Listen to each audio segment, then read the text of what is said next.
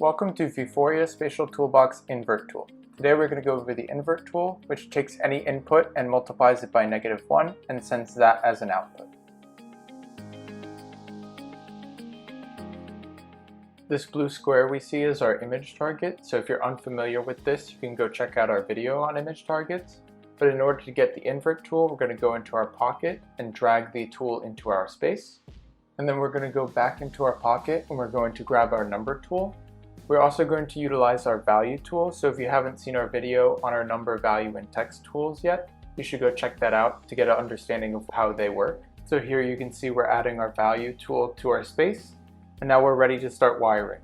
So if we go into our programming tab, we can connect our number tool to the invert tool, and then the invert tool to our value tool.